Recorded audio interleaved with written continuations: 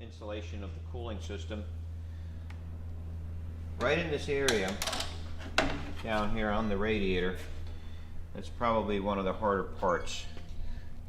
They use quick connect fittings down there, and so you want to leave that off actually while you do the initial setup, and you never really take them off once they snap on, but maybe I can do that just so that people know how to get it off in the future. But basically you would use a screwdriver, if you could get in there, and pull this clip back like right here, and at that point it's loose. Now what you want to do is not put them on ahead of time. Take this over on the bench, align this 45. This has an index on it that'll point this way, so when this is on, it can only go down one way, right there. And then this gets lubricated inside here when you assemble this or any of these fittings with an O-ring grease, or it's a Dow Corning grease, or you can use Vaseline if you don't have it, or something of that nature. I wouldn't use regular grease because it'll eat into the silicone. So once you get, this is the only kind of slight interference fit. These fit perfectly here. All the hoses fit together, they fit on the engine, but getting this onto here is the only thing that's a little bit tough. So you want to put that on with the index, rotate this approximately where you want it, and mark it with a silver marker, and then take it over to your wooden bench or something and heat this just a little bit, the hose, with a blower, heat gun. Don't get it really hot, or even a hair dryer, just to get it warm enough that you can still grab the hose. And then lubricate this part, and then put it on the table, and then push it on there. You might have to wiggle a little bit, and then that'll pop on, and then you can still rotate it a little bit later if you have to. Right here we're going to use the screw type of Oetiker clamps, and this is a 45mm size. They're all marked 45 right there, and the rest of them we're going to use the crimp style, which are these. And you're going to need the 38.1mm that we have, and they're going to go everywhere else. So now we're not going to crimp anything. We're just going to put lubrication on all the things. We're going to trim our hoses. We're going to install everything, but we're going to have it all perfect before we crimp any of the clamps. And we'll leave all that loose. Now, this radiator is wider than in the past. It fits nicely, as we showed on the how to install the radiator video. However, this coolant outlet is closer to the nose wheel, so we have to navigate around it. On this installation, we don't have this all the way down in where it's supposed to be yet, so this cross bar is a little bit taller than it would ever really be in a suspension situation. But that also gives us a little indication of what we have to clear. So we're going to go straight up, and then we're going to go 45 that way, and we're going to put another 45 on it, because our goal here is going to eventually be to point parallel with the engine, but up. We're going to get up into this area over here, and then we're going to have a 90 go into the engine. So when we orient these two 45s, they're going to be, this one's going to be turned that way a little bit, and then this one comes on, and it gets rotated until we can get this transfer from here over to here, and then on our way up that way. And like we talked about, we're not going to clamp anything anyhow, so once we get to the other side, we can still rotate these fittings so that they end up pointing in the direction we want. And with two 45s, you can pretty much make it go anywhere you want at the end. Now, to cut these hoses, you would use like a knife type of blade cutter like this, and it'll make a nice clean cut of the hose. If you try anything else, you could get away with just using a long blade on a really sharp knife on a table, but this is going to give you the nicest cuts. These first two, we basically left from the end of the bend we left 2 inches, and on this one at the end of the bend we left 2 inches. So that's kind of the approximation of what you're going to start out with, and that'll probably work for you. What I would do is, you know, always rotate your clamps to an area where you can get your pliers in easy. You don't want to make it harder for yourself at the end when we start squeezing the clamps. So let's keep moving. We'll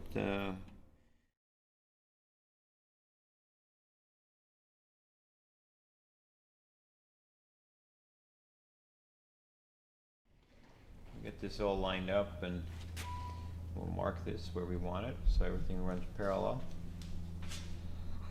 and cut those off.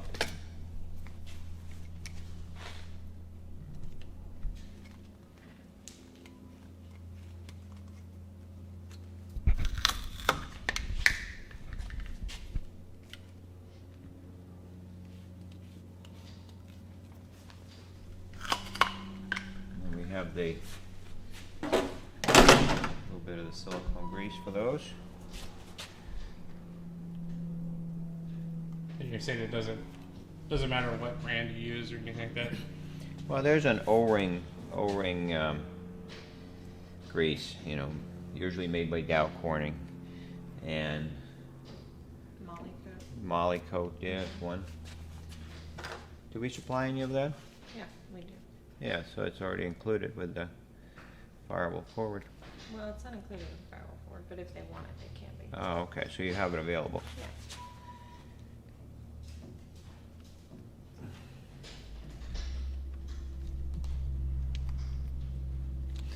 You know, of course, putting all this together, there's lots of length everywhere, so you can pull it out and fit it and get it nice 90 degrees, and make sure when you push this in that the beads are on the back side of the clamps, and so. Well, that looks good right there. So then this one, the only thing that remains is to squeeze all the clamps. Back here we saw that 245s. Then we put a 90 in here, and then a 12-inch extension piece. We have another 90 that we trimmed down. We used one of the really short 3-inch connectors in here. And we have a 45 here, so we can get down from the cylinder head immediately, so we don't trap any air or coolant in that area. And it's all done, other than we're going to put some A-dowel clamps over here to support this area, and then we let the rest of it flex a little bit. Alright, so I've got my pliers, and these are the Oetiker pliers. These are the really nice ones to have a front squeeze area and also one on the side. The one on the side is handy if you get into an area that is you know, where you really can't get the pliers in like that. But so what you want to do is make sure that you've got the pliers equally on each side. What I usually do is just squeeze it just a little bit, and then I'll reposition my pliers, because if you were not all the way on it, it could slip off, and then it squeezes it sideways, and then the clamp is kind of junk and you have to take it back off. Now if you do have to take it back off, get a pair of small diagonal pliers, not these, and right here you can see a little lip, so you get with your pliers right underneath that lip, and you just peel this off until it pops out right here, and then the clamp will come off. So now let's squeeze this one all the way, and if it's the right clamp, that means you squeeze it all the way right there.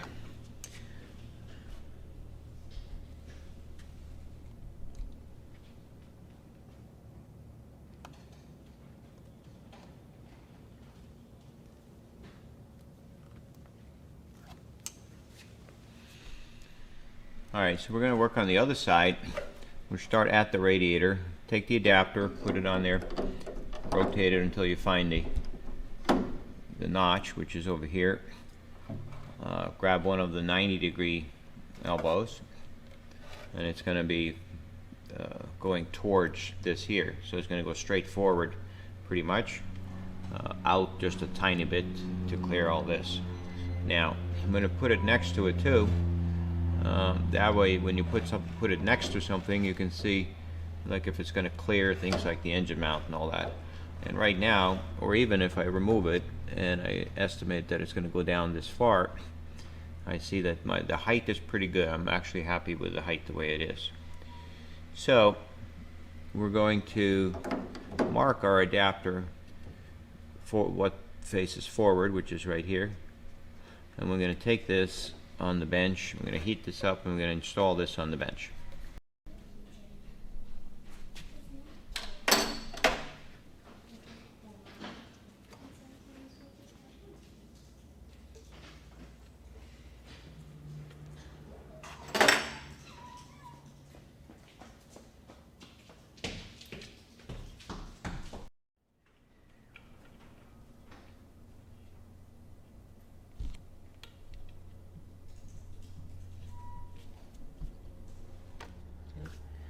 So the 45 clamps, once they have the screw in them, you can actually, and usually we do, go into like one tighter, and you can adjust them. You have to make sure the tongue slides up in there, and then you just kind of keep turning it until this little groove, or this little tongue, goes up in the second hole instead of the first. And so all three of them are locking. The tongue is still in the groove there, and the clamp now works the same, except it's overall just a little bit tighter. And that's the one that's going to go on here.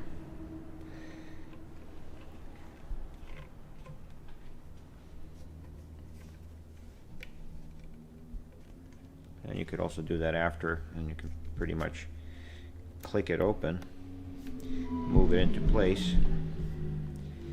Make sure the screw is all the way open, and then lock it into place once you are over that hump on the hose, just like that.